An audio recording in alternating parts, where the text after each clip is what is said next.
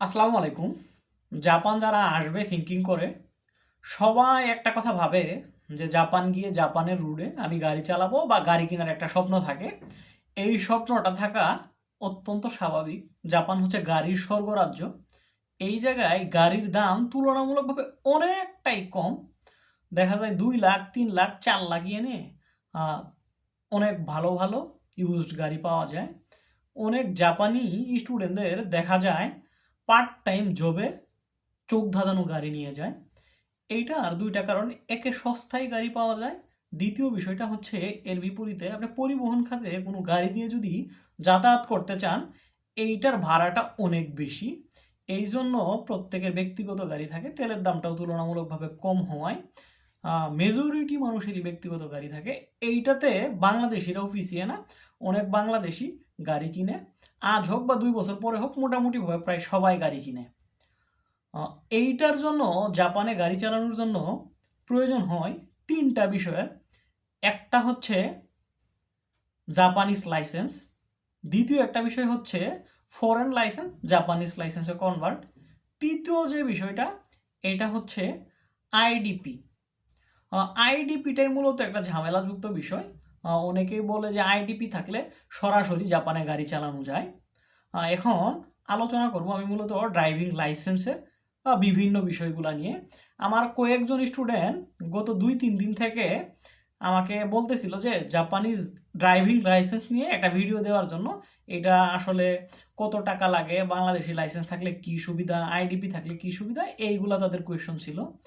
আমি এর পরিপ্রেক্ষিতে লাইসেন্স রিলেটেড বিভিন্ন ওয়েবসাইটে একটু ঘাটাঘাটি করে যে ডাটাগুলো পাই, অনেকটাই বাস্তবের থেকে মোটামুটিভাবে ভিন্ন দেখা যায়। তাহলে কথা না বাড়িয়ে মূল আলোচনা শুরু করা যাক। ধরেন একদম বিগিনার যারা জাপানিজ লাইসেন্স আর কি উঠাবে, এটার জন্য কি লাগে? এটার জন্য প্রথমে যে বিষয়গুলো লাগবে, এটা হচ্ছে আপনাকে রেসিডেন্ট কার্ড লাগবে, আপনার জুম ইন হিও বা মাই নাম্বার কার্ড লাগবে, পাসপোর্ট লাগবে, ফটো লাগবে, জাপানিজ অ্যাড্রেস যেটা রেসিডেন্ট কার্ডে থাকে। এটা হলেই কি হয়ে যাবে? না, এটা হলে হবে না। এরপর আপনাকে 3টা স্টেপে পরীক্ষা দিতে হবে। একটা হচ্ছে রিটেন এক্সাম হয়, এটা প্রায় মোটামুটি 100 মার্কের মতো এক্সাম হয়। তারপরে হচ্ছে যে এক্সামটা হয় আপনার ড্রাইভিং স্কিল টেস্ট হয়। 3 নাম্বার যে এক্সাম এটা হচ্ছে ভিশন বা হিয়ারিং টেস্ট, অনেকেই আই টেস্ট বলে। প্রথম 2টা টেস্ট অত্যন্ত কঠিন হয় বিগিনারদের, এই জন্য মোটামুটিভাবে অনেকেই বলে মাস্ট বি ড্রাইভিং স্কুলে ভর্তি হইতে হয়। এটা ড্রাইভিং স্কুলের অর্ধেক সময় রিটেন টেস্টটা একবার হয় 50 মার্কে। তারপরে আপনাকে মোটামুটি ট্রেনিং সেশন থেকে বের করে রোডে গাড়ি চালানোর দেয়। ড্রাইভিং টেস্টটাও ওইভাবেই অর্ধেক সময় গেলে হয়। এখন ড্রাইভিং স্কুলে আপনার ভর্তি হইতে দেখা যায় মিনিমাম প্রায় 2.5 লাখ ইয়েন থেকে 3, 3.5, 4 লাখ ইয়েনের মতো লাগে। তার মানে বিগিনার যারা, তাদের এই টাকাটা মাস্ট লাগবে। আরও আপনার টেস্ট ফি আছে। তারপরে এটাতে আরও কঠিন একটা স্টেপ হচ্ছে, প্রথমে আপনাকে লার্নার যেই আছে এই লাইসেন্সটা দিবে। মানে প্রথম অর্ধেক ক্লাসের পরে এক্সাম দেওয়ার পরে যদি পাশ করেন, দেখা যায় 50-এ প্রায় 45 পেতে হয় প্রথম যে টেস্টটা হয়। কিন্তু এইটাতে একটা কথা বলি, যাদের দেশের লাইসেন্স থাকে, ধরেন বাংলাদেশ থেকে যারা আসবেন, তারা এই ক্ষেত্রে অনেকটাই এগিয়ে থাকে। এটা সেকেন্ড স্টেপে এসে আমি একটু ব্যাখ্যা করি। সেকেন্ড স্টেপটা হচ্ছে আপনি যে ফরেন লাইসেন্স জাপানিজ লাইসেন্সে কনভার্ট। এটাতে কিভাবে আপনি আগে থাকবেন? দেখেন, আপনি ডিরেক্ট বিগিনার না, আপনাকে তারা মোটামুটি একটু ভালোভাবেই নিবে যে আপনার একটা লাইসেন্স আছে, কিন্তু সরাসরি বাংলাদেশি লাইসেন্স থেকে কনভার্ট করতে পারবেন না। ফরেন লাইসেন্সের কান্ট্রিগুলোকে 2টা ভাগে ভাগ করে। একটা হচ্ছে এ ক্যাটাগরির কান্ট্রি আর একটা হচ্ছে বি ক্যাটাগরির কান্ট্রি। এ ক্যাটাগরির কান্ট্রি যেগুলা, তারা সরাসরি তাদের লাইসেন্সটাকে শুধু জেএএফ থেকে ট্রান্সলেট করে জাপানিজ লাইসেন্সে কনভার্ট করতে পারে। তাদের শুধু ট্রান্সলেশনের জন্য যে 4,000 ফি, আর ইস্যু হওয়ার জন্য যেটা 2,050 ইয়েন মনে হয়, এই পরিমাণ ইয়েনটা লাগে। আর যেটা অত্যন্ত সহজ, এটা USA, UK, Canada, Australia, German, France, তারা তাদের লাইসেন্স সরাসরি কনভার্ট করতে পারে, তাদের কোনো এক্সামের প্রয়োজন হয় না। বি ক্যাটাগরির যে দেশগুলা, ধরেন বাংলাদেশ সহ বিভিন্ন দেশ আছে, এদের বাংলাদেশের লাইসেন্স থাকলেও আপনাকে মাস্ট বি পরীক্ষা দিতে হবে। আপনি বলতে পারেন তাহলে কি আমি লাইসেন্স করবো না, লাইসেন্স করে কী লাভ যদি পরীক্ষা দেয়? অবশ্যই বিশাল বড় লাভ আছে বাংলাদেশি লাইসেন্স থাকার। লাভটা আপনাকে বলি। আপনার লাইসেন্স থাকার কারণে আপনার মাস্ট বি যে ল্যাঙ্গুয়েজ ড্রাইভিং কাকুতে ভর্তি হন এটা হইতে হবে না। আপনার যদি স্কিল না থাকে আপনি ট্রেনিং করতে পারেন কোথাও, ঘন্টা ভিত্তিক ট্রেনিং করা যায়, ঘন্টায় 5 থেকে 7,500 ইয়েনের মতো লাগতে পারে বা আরও একটু উপরে লাগতে পারে সিটি ভেদে। দেখা যায় 3-4 ঘন্টার একটা ট্রেনিং করলে আপনি মোটামুটি জাপানের রুট যে রুলস রেগুলেশনগুলো আছে এগুলো বুঝতে পারবেন। বাংলাদেশের রুট রুলস রেগুলেশন থেকে সম্পূর্ণ ভিন্ন, তো এইটা আপনার একটা লাভ হবে। দেখা যায় যে আপনার যে ড্রাইভিং স্কিল টেস্ট হবে এটা সহজে পাস করতে পারবেন।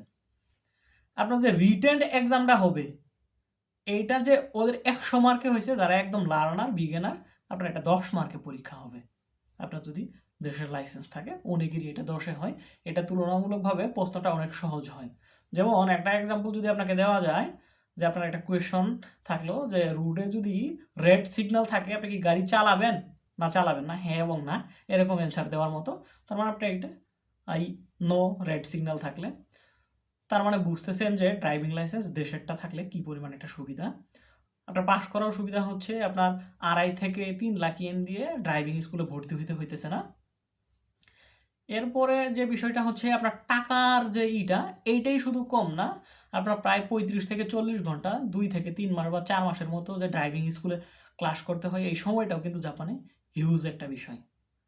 তার মানে আমি অবশ্যই বলবো যে আপনি পসিবল হইলে দেশ থেকে ড্রাইভিং লাইসেন্সটা করে আসেন, এটা সুবিধা বুঝতে পারছেন। পরীক্ষা দেওয়া লাগলেও এটা সহজ পরীক্ষা হবে তুলনামূলক আপনার জন্য। থার্ড যে বিষয়টা আছে আইডিপি, এইটা অনেকেই বলে থাকে যে আমি আইডিপি দিয়ে তো গাড়ি চালিয়েছি বা এখন চালাচ্ছি, আইডিপি থাকলে সরাসরি গাড়ি চালানো যায়। এইটাও অনেকে বলছেন যে একটু ক্লিয়ার করেন, এটা ক্লিয়ার করে দেখেন। আইডিপিটা হচ্ছে প্রথমে কি এটা আপনাকে জানতে হবে ইন্টারন্যাশনাল ড্রাইভিং পারমিট। জাপানের টোকিও মেট্রোপলিটন পুলিশের ওয়েবসাইটে দেওয়া আছে যে যারা জেনেভা 1949-এর মেম্বার যে সকল কান্ট্রি আইডিপি থাকলে তাদের সরাসরি জাপানে গাড়ি চালাইতে পারবে। এটা অনেকেই চালায়, এটা অনেকেই জাপানে আছে তারপরেও জানে না যে এটা আসলে রুলসে নাই। আবার অনেক পুলিশরাও জানে না, অনেকেই বলে আমি যে চালাই আমাকে তো ধরে নাই। এখন দেখেন আপনি যদি একটা অ্যাক্সিডেন্ট করে ফেলেন তখন আপনার মনে করেন ড্রাইভিং লাইসেন্স নিয়ে কিন্তু উঠবে বা ইনফরমেশন করবে, তারা ইনভেস্টিগেট করবে। 2025 সালের এপ্রিলের দিকে টোকিও মেট্রোপলিটন পুলিশের ওয়েবসাইটে একটা নোটিশ দেয় যে জেনেভা মেম্বার কিছু দেশ জেনেভা মেম্বার হওয়া সত্ত্বেও তারা জাপানে আইডিপি দিয়ে সরাসরি গাড়ি চালাতে পারবে না। সেখানে 16টা দেশের লিস্ট ছিল, সে জায়গায় বাংলাদেশও আছে। তার মানে সরাসরি বাংলাদেশের নাম উল্লেখ করে দেওয়া যে আপনি আইডিপি দিয়ে গাড়ি চালাইতে পারবেন না। এখন বিষয়টা হচ্ছে ওই যে বললো যে আমি চালাইছি দেখে নাই, এটা আসলে ধরেন কোনো পুলিশ আপনাকে ধরে নাই, ধরেন ওই পুলিশ ধরে নেই, সে এই বিষয়টা নিয়ে কেসটা ইনভেস্টিগেট করে নেবে করে নেই, সেজন্য সে অজ্ঞাত, এই জন্য ধরে নাই। কিন্তু আপনি যদি কোনো দুর্ঘটনায় পড়েন এটা তো সে অবভিয়াসলি ইনভেস্টিগেট করবে যে আপনার আসলে লাইসেন্সটা কি আসলে বৈধ না অবৈধ, তখন আপনি কিন্তু অনেক বড় একটা ঝামেলায় পড়ে যাবেন, ইন্স্যুরেন্স সহ নানান ঝামেলায় পড়ে যাবেন। এখন নেক্সট যে বিষয়টা হচ্ছে আসলে আইডিপিটা কাদের জন্য বা কারা আসলে গাড়ি চালাইতে পারে। নর্মালি আইডিপিটা হচ্ছে নর্মালি ট্যুরিস্টরা জাপান আসলে এটা গাড়ি চালায়, 3-4 মাসের মতো নর্মালি চালানো যায়, তবে ম্যাক্সিমাম ক্ষেত্রে 1 বছর চালাইতে পারবেন সর্বোচ্চ, এর উপরে না। এখন আইডিপি দিয়ে বাংলাদেশ থেকে যারা আসবে তাদের অনেকেরই ধরেন ট্যুরিস্টই আসলো, রেন্টে কারের জায়গা থেকে কিন্তু আপনাকে গাড়ি দিবে না, কারণ তারা কিন্তু এই ডাটাগুলো সবসময় হালনাগাদ তাদের কাছে রাখে যে আইডিপি দিয়ে আসলে বাংলাদেশের গাড়ি চালানোর পারমিট নেই। এখন মোটামুটিভাবে যে বিষয়টা দাঁড়াচ্ছে 3টা বিষয়, একে যদি আপনার ড্রাইভিং লাইসেন্স না থাকে সরাসরি যদি জাপানে লাইসেন্স করতে যান আপনার সময়ের প্রচুর অপচয়, পরীক্ষার স্টেপগুলো কঠিন যদিও আপনি দক্ষ ড্রাইভার হবেন। সেকেন্ড কথা হচ্ছে মনে করেন আপনার টাকার অনেকটা প্রায় বলা চলে 3 লাখ প্লাস তো লাগবেই। আর যদি আপনার বাংলাদেশে একটা ড্রাইভিং লাইসেন্স থাকে আপনি মোটামুটিভাবে একটু কোথাও যদি তেমন না জানেন ড্রাইভিংটা একটু প্র্যাকটিস করলে আপনি জাপানের রুলস রেগুলেশনগুলো বুঝবেন। এই জায়গায় প্রথমে আপনার কত টাকা বাঁচতেছে, যে 2.5 লাখ থেকে 3.5 লাখের মতো যেটা ওইটা বাঁচতেছে, আপনার কত টাকার মতো খরচ যাইতে পারে। ধরেন আপনি জেএএফ মানে জাপান অটোমোবাইল ফেডারেশন থেকে আপনার যে বাংলাদেশি লাইসেন্সটা আছে এটা ট্রান্সলেট করে নিতে হবে। এটা ট্রান্সলেট ফি মেবি 4,000 ইয়েনের মতো। এটা করলে তারপর আপনি এক্সামের জন্য একটা ফি দিতে হবে সেন্টারে। এটা হচ্ছে 2000 থেকে 2500 ইয়েনের মতো হইতে পারে। এটা দিলেন, তার মানে 6000 বা 6500 যেটাই হোক হইল। এরপর যখন আপনার লাইসেন্সটা ইস্যু হবে তখন 2050 ইয়েন দিতে হবে। তার মানে টোটাল যে কস্টটা এটা ধরেন 8500 মতো দেখাচ্ছে বা 8500 মতো ইয়েনের মতো হচ্ছে, এটা মূল কস্ট। কিন্তু আপনি বলতেছেন 8500 দিয়ে ইয়েনকে হবে, হবে না। বাংলাদেশের রোডের রুলস রেগুলেশন আর জাপানের যেটা এটা তো ভিন্ন। আর যে আপনি প্রথমে কোথাও একটু ট্রেনিং করলেন, পাস করা তো একটু কঠিন, ধরেন ওই জায়গায় 15-20 হাজার বা 25,000 হইলো। এবারে যে দেখা যায় 20-30-40-50,000 60,000 ইয়েনের ভিতরে আপনার ধরেন 50,000 বা 60,000 ইয়েনই লাগলো, আপনারটা কাভার হয়ে যাবে। কিন্তু যার লাইসেন্স নাই তার আসলে কত বড় একটা টাকার অঙ্কে মনে করেন বাইজে যাবে এবং সময়টাও তো আর হয়ে উঠবে না। কিন্তু গাড়ি কেনার শখ তো সবাই নিয়ে আসে জাপানে। সেক্ষেত্রে আপনি অবশ্যই বাংলাদেশি লাইসেন্সটা করে আসবেন। সময়ের একটা ব্যাপার আছে, আপনার লাইসেন্সটা কিন্তু বাংলাদেশে অন্তত পক্ষে 3 মাস বৈধ হিসেবে থাকতে হবে। মানে আপনি বলতে পারেন যে আমি এই মুহূর্তে লাইসেন্স করলাম করে চলে গেলাম, 3 মাস পরে নিয়ে গেলাম, হবে না, এটা হবে না। আপনি জাপান ঢোকার পূর্বে ওইটা 3 মাস ডেট ইউজ করছেন এরকম একটা থাকতে হবে।